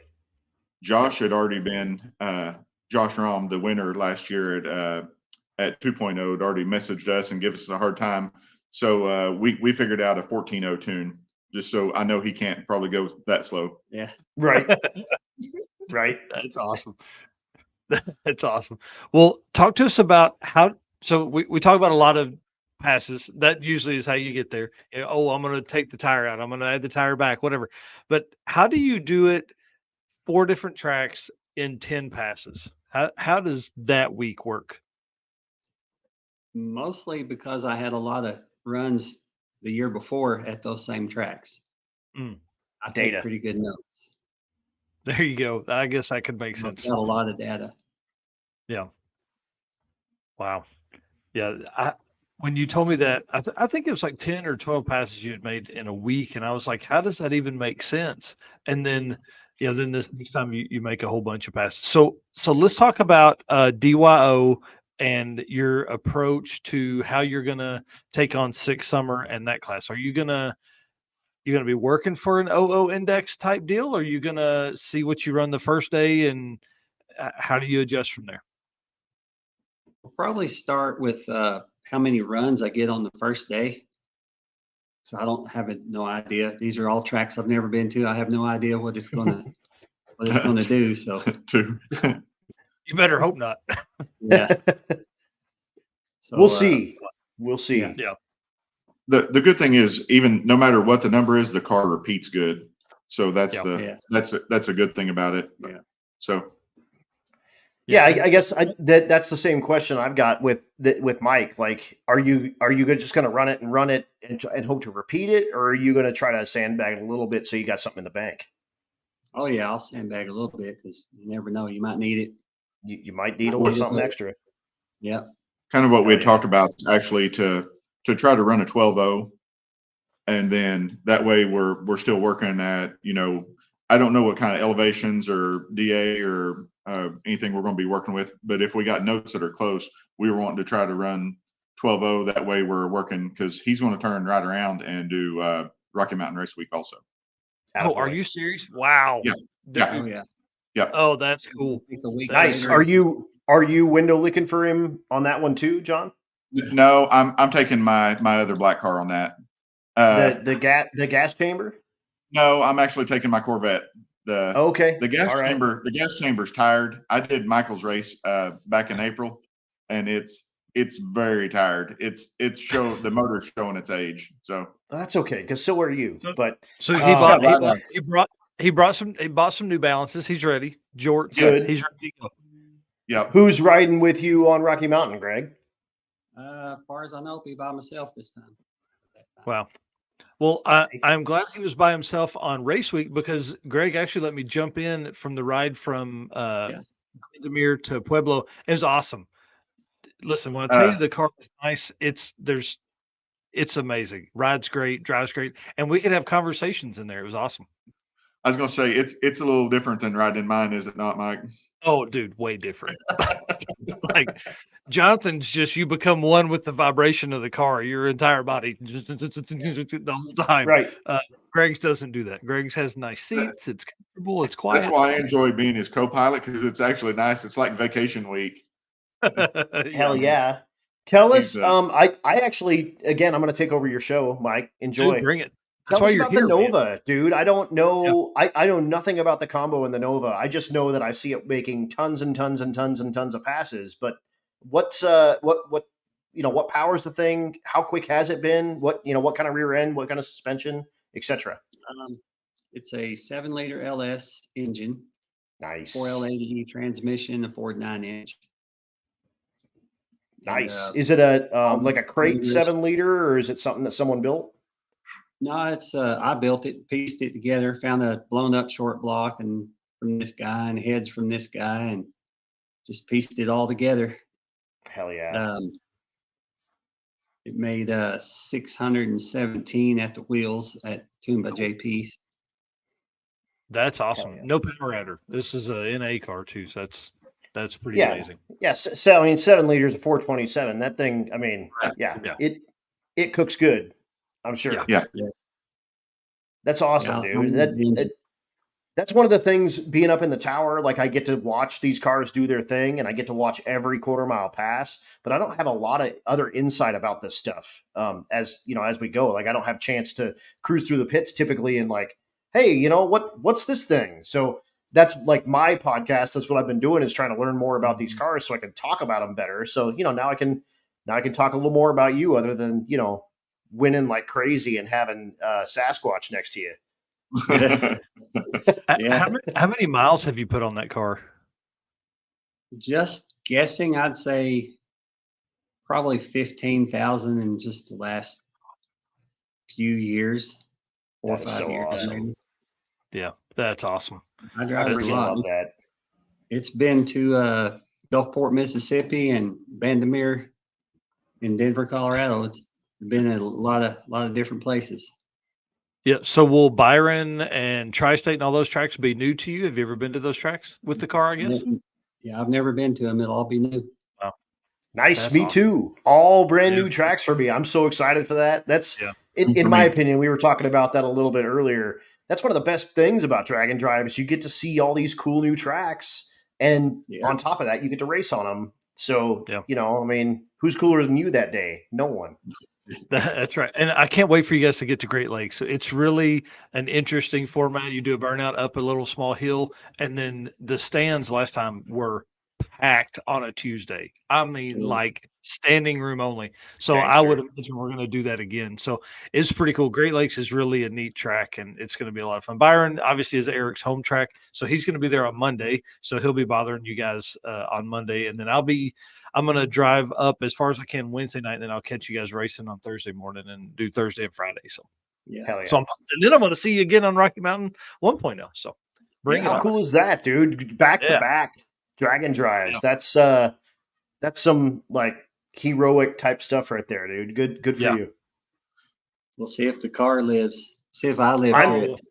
I'm doing that, but I'm flying to the start of Six Summer, and I've got the week off just to kick my feet up and lick my wounds from that before we head out for Rocky Mountain Race Week. So yeah, you're definitely doing more thrashing and junk than I am. I'll just be drunk pretty much for Six Summer. You'll be working. Yeah. Right. And one of the things I do want to talk about is you drive on your race tires. So tell us what tire you use and why you like it so much. I have a Mickey Thompson drag radial on it right now. I had been running the M&H's, but at Bandamere, was it 2 years ago? There was some cords showing. So we had to get what we could get, and we put the Mickey Thompsons on there, and they work great. I like them. That's awesome. And they're 17s, right, on the back? Yep, 17s all the way around, yeah. And 17s all the way around, yeah. And it looks legit as hell. Yeah. It looks great. Is the fender widened? Do you have has it been massaged or anything? The back. On the back. No, it's mini tubbed in rear. Yeah, because but it's not stretched for a taller. No. Nice. And what size rears and why did you go 17s all the way around? The rears, I think there's 305. 17s on the rear, and I don't remember what's on the front, but I just had the wheels. I bought the wheels at a swap meet. That's why I've got 17s on it. Oh, and yes. And the tires that are on it is because that's what they had at the track when we were there. Because whatever size they had that day in 17s, that's what it was going to have. Yeah. Me and Greg actually mounted them by hand at Bandamere because they didn't have a tire machine. It was horrible. Like, did they have tire spoons at least? They did have tire spoons. Yes. Yeah. But still, doing a 17 and it doesn't have a ton of sidewall on it. Exactly. And they didn't have a balance, so my passes that day were a little shaky. That's okay. Yeah. Ease down to the closest tire shop. Like, dude, can you do something, please? His co-pilot's a little shaky too, so it's all right. Yeah, it's fine. He's been riding in the other Nova. He's used to it by now. Yeah. And for all those miles, is that a typical thing? Have you always keep your race tires on? Yeah. Hell yeah. How long do they typically last? About three dragon drives, 3 week long dragon drives. That's not bad. That's not bad at all. Like 5,000 miles. By the time including some race time and stuff. Yeah, that ain't bad. Quite a bit of testing. Yeah. Yeah. Hell yeah. Talk about doing it kind of on the cheap. You don't need another set of wheels. You don't need another set of tires. You just, whatever money you spend is the money you spend. It's no big deal. And 3 dragon drives, that could be 3 years for most people. Right. Yeah. He's going to say he's actually got a set of lightweight race wheels, but the car picks up too much. Yeah. I hate when that happens. Yeah. Yeah. Well, add weight, don't take power away. Yeah. Well, listen, you've been on a bunch of them. What are some of the favorite routes that you've been on? Like, what are some of the drives that you've enjoyed? I know the drive that you took with me is probably your top 3. Me being in the passion just was cool, but what are some of the others? I like the drives through the Rocky Mountains. They were great. Yeah. The scenery stuff I'd never seen before. Well, actually, about anything I've never seen before, I like. Yeah. It's not the same old Northwest Arkansas roads that I'm used to seeing. Yeah. The drive to Tulsa you could probably do in your sleep. Yeah. One of the things I ask on my my podcast, and I'm just going to again take over Drive Driver Pete here tonight, but what's your favorite racetrack? Ooh. Bandamere was really cool. I was going to say either current or not. Whatever, but yeah. I really. What about you, Stonecipher? Really cool track. Mocan is home for me. It's where I made my first pass, and I've actually made more passes there than I have any other track in the country. But as far as my favorite, Bandamere was by far my favorite track. Yeah. And excluding Bandamere, probably Probably Noble. Hmm. So, I dig it. Hell yeah. Yeah. So. Yeah, that's a good one. I'm gonna answer that too. I'm gonna say in my top three is probably Bandamere and then Bristol, Thunder Valley and Bristol. Totally. That I've was never pretty got neat. raced there. I thought you might have to say Tulsa. Yeah, I'm yeah, not- he's I'm not contractually obligated. I love Tulsa. Tulsa number one. I mean, let's just be honest. Tulsa Raceway Park, Osage Casino and Hotel, Tulsa Raceway Park, number one on your list. That's right. That's You're right. all in your That's own. that's the place I've made my second most passes, and that may be where you've made. Have you made the I've probably made the most passes at Tulsa. So Made a bunch. And he means out of anyone. Right. Anyone Ever. ever Period. made passes, Anyone that's yeah. ever made a pass down that drag strip, he's got more. yeah. I'm kind of the You got same the- way as you. Bandamere was my home track, so Bandamere, I mean, gets obviously some mention there because why not? But man, so many other cool tracks. I really like Bradenton in Florida. Yeah. That track it's cool outlaw feel, but that track is gangster, and they have a really good concession stand. Greg had actually tried to get us into Sick Week, and we didn't get in. That's the only reason why we hadn't been to Bradenton yet. So As soon as you get in, get your asses down there. That track, all those tracks, honestly, those are all kind of big boy tracks especially for a drag and drive. That's kind of a rare thing. Like typically you get one, outlier that you're like, hey, yeah, we might have a throwaway track. Every one of those tracks lays it down. It's gangster. Yeah. The only thing we're afraid of is if we went down there and did some racing and we look at the weather and it's 5 degrees here, we may not want to come back. That was 100% me. 100%. I flew home into a blizzard. It was, I mean, I was like, what am I doing? Yeah. We'll see you guys in April. Yeah. I had a freaking sunburn while I was flying home into a blizzard. Yeah. So that first year, it snowed here for Sick Week 2022, and luckily Aaron Sladen and our boy Tyler Basham were driving through the area and picked Taco me up, time. or I wouldn't have been down there. And so we left because it was snowing so bad that the flight was canceled. So thank goodness to them, they kicked off all of this that you're watching right now. But it was not hard to leave this place. Hell yes.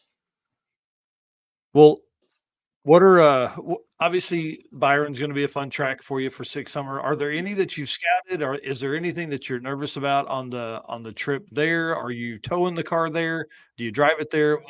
Give us some feedback. We'll tow it there. Little nervous because I've never been to any of the tracks. Yeah. It's all new, no data.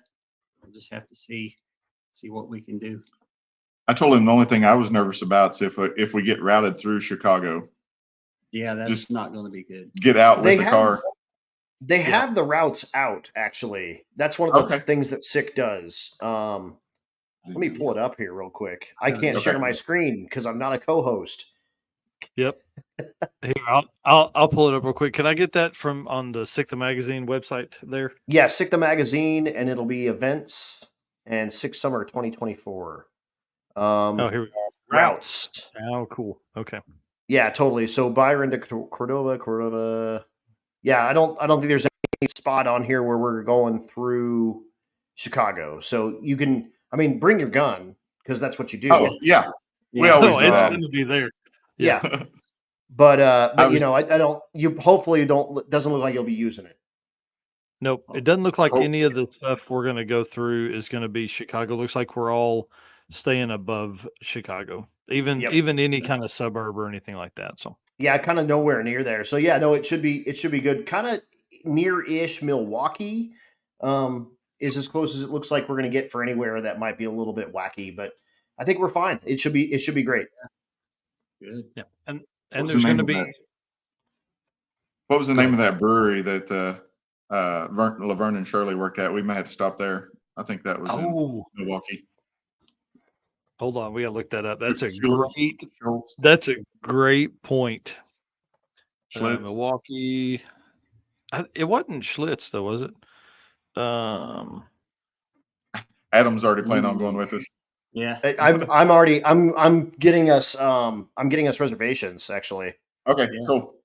Yeah. Yeah, I'm finding it here.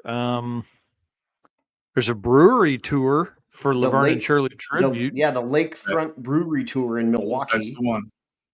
Yeah, let's go. Can't wait. Yeah, Lakefront Brewery. Despite the name, the brewery is on the Milwaukee River, not Lake Michigan. Okay. Hmm. Yeah, It whatever. was filmed at the old Schlitz Brewery, Yeah. but doesn't give what the name is. Schatz Brewery smock used in Laverne and Shirley. Schatz There you go. Brewery. I was Yeah. thinking, Oh yeah, Sweet. the Lakefront is a tribute, a brewery tour for Laverne and Shirley tribute. So it's not the real thing. yeah. Cool. I'm So in. they're When not do y'all gonna be there? can Yeah. we do that on Laverne and Thursday? Shirley They may will. be. I don't know. I hope. Okay. Yeah, I'm a fan of that. And again, I'm going to drive up Wednesday night, and then Eric's going to meet us back there on Friday morning. So, or at Byron on Friday morning. So, anybody know, is there a Motion Raceworks party this year? I know they're doing the Rock Falls, Illinois party. I know that they are a stop, and I imagine it'll end up being a party. Oh, yeah. Yeah, if we're going to stop there, it's going to end up being a party. It was Yeah, a blast exactly. last year. It was a great time. Got to hang out I've with never Howard been. and I've Bryce never and them. been. I'm so excited to see Motion Raceworks as well. Yeah. Well, and I think there's a lot of racers that I think we're going to see a lot of Rocky Mountain racers kind of venture up there to Six Summer as well. And I'm pumped to see you guys are going to have to be back on after doing both events back to back and tell us, is that hard? 'Cause No, think that's gonna it's be easy, Mike. intense. It Yeah, it's everyone easy. should do it. Yeah, It's cool everyone to should. It's spend no problem at all. 3,000 miles in the same car. Whatever. Yeah. Yeah, it's easy. It's no big deal. Probably 2,000 miles. So, yeah. Both of you guys and Greg are self-employed, so maybe I just need to do that. Well, let's hold off on the employed. Like I'm self, but I'm not like getting paid or nothing for any of this. Yeah, right. Yeah, there's a business that writes me checks, but I don't know how much money's in that account ever. Right, exactly. I mean, I'm Just making will it, be but clear. I mean, I'm still eating ramen noodles. So Yeah. self. Yeah. We'll just call it self. That's nothing new, so that ain't really anything to get over. No, hell no. Well, I mean, you got to do that. Race car parts are important. Yes, they are, right. and they're not cheap. That's right. Yeah. And then Ed Holmberg says, or just drink vast quantities of parking lot beers. Yeah. And it's better if they belong to other people. You want to know why? They're free. There you go. They're a whole lot freer. Yes. Yeah, I'm a fan. All right. Well, guys, what haven't we talked about that we need to? On Adam's trailer, no trailer. Oh, yeah. Because that's actually a discussion we've had. So, trailer or no trailer? Trailer or no Oh, trailer. we don't pull a trailer. No shit. I'm kidding. You unload that crap every day? Yes. If he has to, sometimes he doesn't even unload it. He goes out and makes a rip and sees if he needs to or not. Right, exactly. You may not need to take the crap out of the trunk. Man, even solo? Mad respect, dude. That's gangster. And I was trying to think, how many of you done solo? All of them except 3 you were with me on. Okay. So six you've I've done 9 and only 3 with a co-pilot. Yes. I don't care what anyone says. You're maybe the most gangster dude in drag and drive that exists. That is impressive. Holy cow. To just be in your head by yourself that long, I would have a problem with that. That's why I need a co-pilot. Right? I need somebody to bounce these ideas off of. Is this dumb? Yes. Yeah. Are you going to do it? Yeah. You're an Oh, idiot. yeah. Yeah, absolutely. Should I give this card away? Hell yeah. Yeah. Speaking of that, we're going to figure out a time this year for that. We're going to be giving the Narcs card away sometime this year. Jonathan Stonecipher is helping me get it back together at some point. So does he know that yet, or does he just find out? Yeah, he's the one. He's like cracking the whip. He's like, dude, get to work on it. Dude, change. I text him about every 3 days. Have you found a tranny yet? Have you found a tranny yet? Have you found a tranny yet? Wrong kind of tranny. Have you found a tranny yet? I was going to say he keeps responding with yes, but no transmission. Yeah. And I messaged. I actually called him today and said, "When are we working on your truck?" He said, "We had to finish the cart first." And I said, "Why?" Yeah. Yeah. Yeah, so the truck, I'm putting it. I've got to finish the cart to get it out of here and get it gone. I am hoping my plan would be to give it away by 2.0, so somebody could then take it on 2.0. So it's got to get fixed soon because 2.0 is in Great. 3 months. Great So plan. and then the old truck, and I'm trying not to snowball the parts list. It's like, oh well, I need to redo the log manifold. Oh, well, they've got this one that's cheap. I can just buy it. Oh, well, if I'm going to buy it, man, that would save me some time. Well, what if I do this? I'm trying not to do that. Try to just get it back on the road running.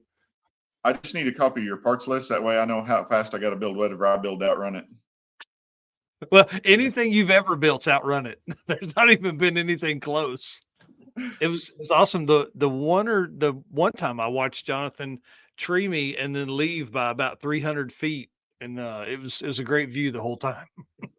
So I need some redemption back on that You run do. there for yeah. Yeah. So it needs a break, trans break, and we can What do big burdens. Go ahead.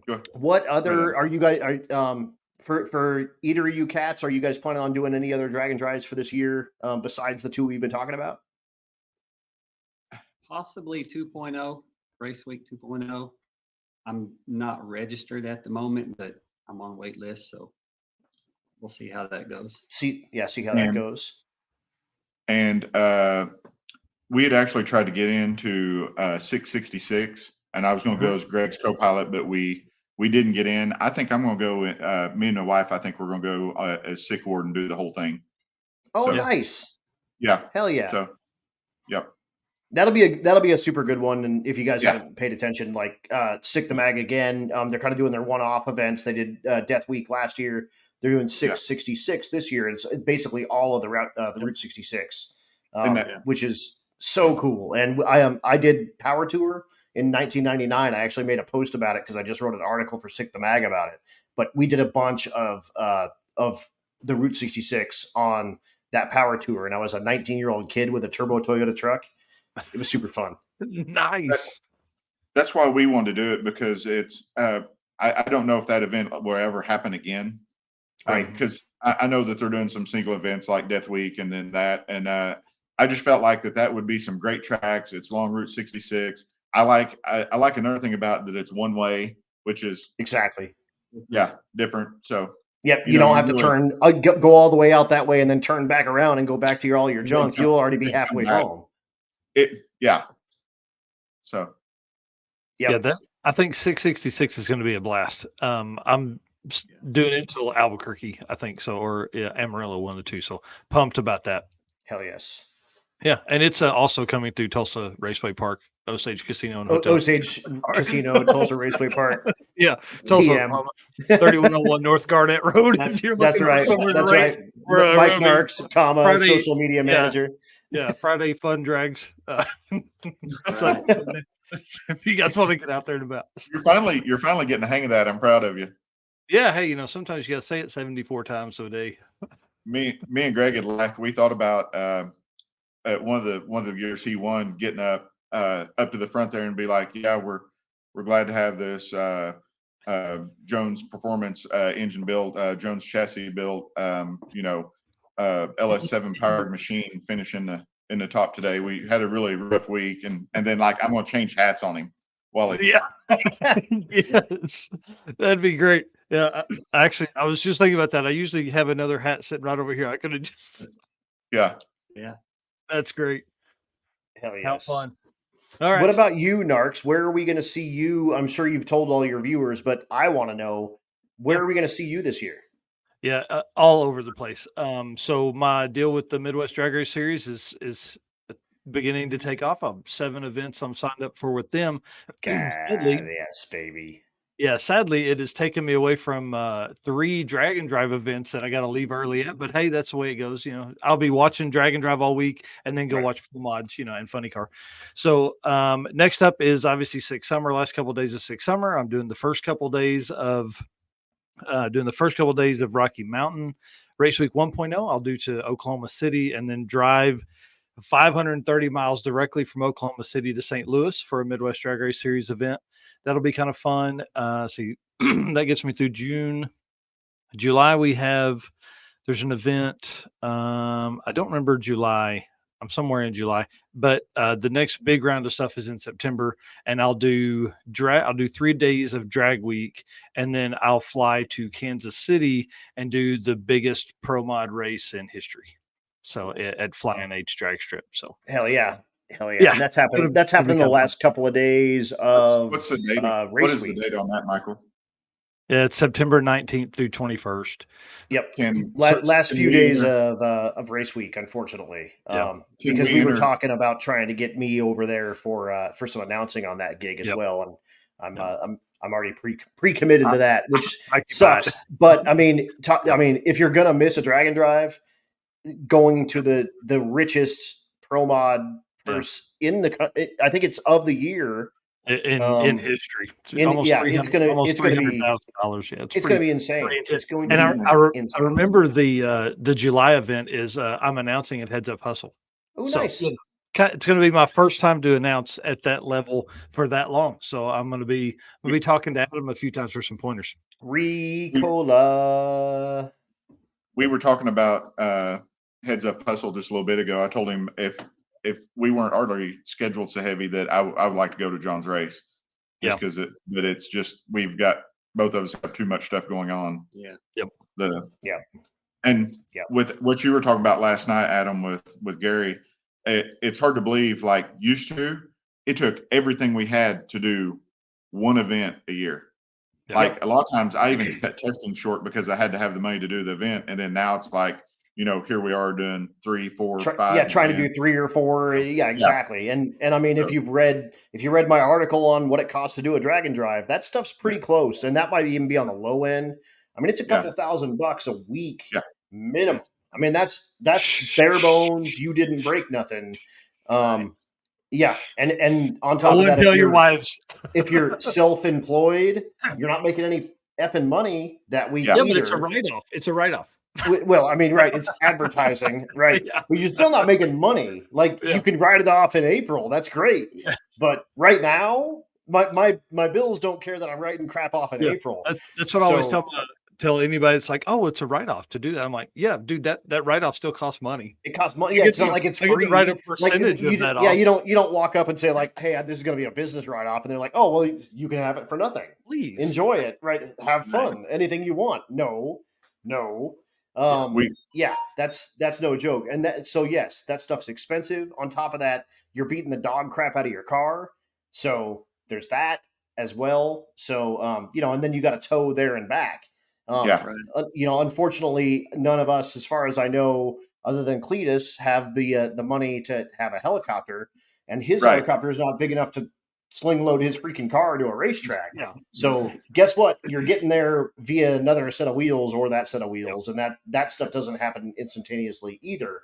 So yeah, this stuff is expensive, and for you guys to be doing 2 and 3 and 4 of them in a year, like I know that costs some money, and I know that that's a big ass commitment, and I love it, and I love you for doing it because it's super fun to see my homies out doing the damn thing. Yeah, well, now you talk about doing 2 in a month. Yeah. You're an animal. You're animals. We got some well-to-do friends, and we were out here a little while back, and they was talking about how much this costs and how much that costs. And I had my race week shirt on. I was like, "Well, this shirt's $450." Right. Yeah. And they're like, $475 this year. Yeah, they're like, "What?" And I was like, "Yeah." Yep. So, that's only if you show up. That's just to get the shirt. That doesn't count getting there and the rest of the week. Yeah, exactly. You haven't even paid money to make one pass. You haven't bought one spark plug. It's $450 for a piece of the fabric on your back and a windshield banner sticker. Yeah. Well, and here's one thing I think, and this is probably going to be the wrong thing to say, but drag and drive is cheap.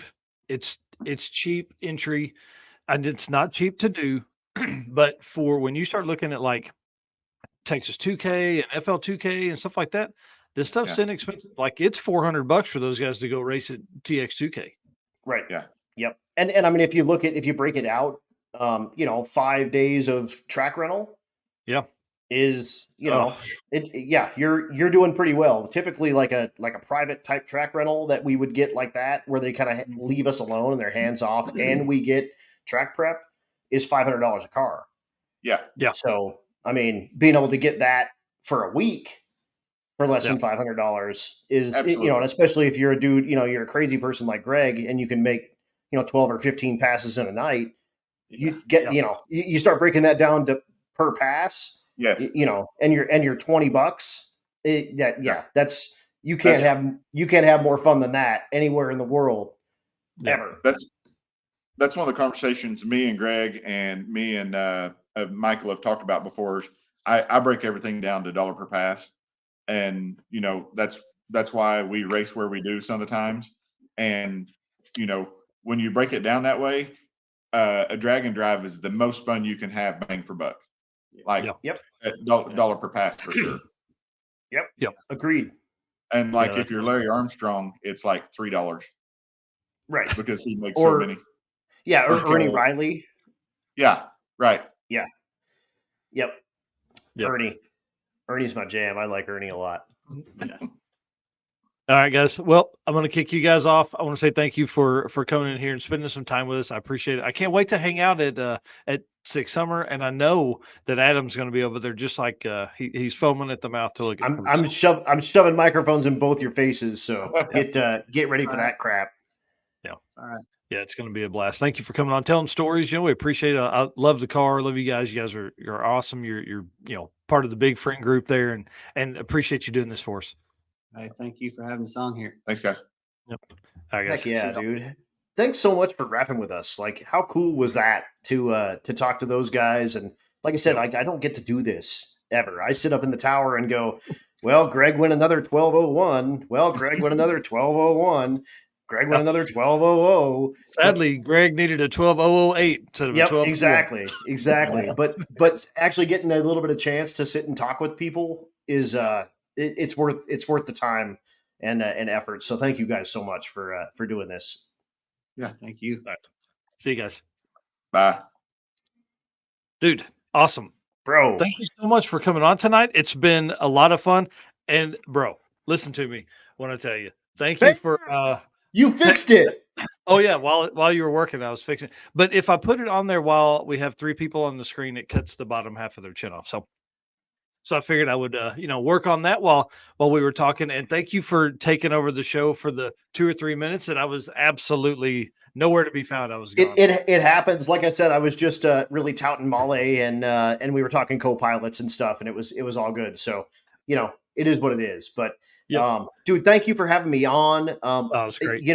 These are big shoes to fill. Eric kills it on this show with you, and does a lot of the kind of background stuff that you see kind of happening, and that's that's got Eric's fingerprints all over it. So it was super cool to kind of slide in here and fill those shoes. And like I said, they're big shoes to fill, but I appreciate the opportunity, and I hope Eric's having a blast with Jeff O, because that is one of the best dudes, like overall human beings on the planet. And I really, really hope that they're having a good time. Yeah, I was trying to see if he had sent me any messages, but they must be busy, because he has not sent me any messages. That jerk. Well, he's like, you know what? I'm off. It's like when you're off at work and you turn off your work phone. He's like, I'll let those guys do whatever they're going to do, and they can sink. And I'll be over here partying with the Crispy Camino and Jeff O and doing the Pittsburgh thing. That's right. So, all right. Well, stay with me. I'm gonna put you backstage. Give one big shout out. Tell everybody where they can find you, what your live stream schedule is, and all that stuff. Totally. So I do the podcast Tuesday nights, 7:00 Mountain Time. So that's 8:00 your time typically. Pretty much everyone I have is Central Time. And I do that. I try to do that as much as I can on Tuesdays, because I don't want to be on aside from this one, because we have the same people that watch yours that watch mine. So I try not to make them force them to choose a side. But that's Cool Drink. You can find that on my YouTube. It's it's at the @Adam Dorey. That happens there. It also happens on Facebook as well. On my Facebook, I do have a That's Cool Drink like page like going on, but I can't stream to that anymore, which is a shame. Thanks, So it is what it is. But I've got a lot of stuff kind of going on there. There's some people asking questions and things like that in there. So check that out. That's Cool Drink on Facebook, Adam Dorey on YouTube, and Adam Dorey on Facebook. You will see me on Freedom Plus coming up next week for Six Summer, and then Rocky Mountain Race Week on Bang Shift. That's my June. So yeah, you'll that's see going me to be around. great. I'm excited. All right, stay with me. I'm going to finish this thing out. Yes, sir. All right. Y'all, thank you so much for hanging out. Thank you for the comments. Sorry, my air compressor just came on, but hey, that's the way it works when you work in the shop out here in the podcast room. Y'all, I appreciate you so much. And I just want to say thanks to our sponsors. Thanks to our race car friends. Thank you all for being a part of this whole program. And I want to say thanks to WAF Racing for coming on as a new sponsor. I don't even have them up on the Race Car Friends decal here, but thank you for our race car friends. Thank you to our sponsors, Summit Racing, Molly Motorsports, Driven Racing Oil, WAF Racing, Car Change 3D, Howard's Cams, Performer Built Transmission, Sweet Patina, Racing Junk, and Power Tube TV. Thanks so much, guys. We'll see you soon.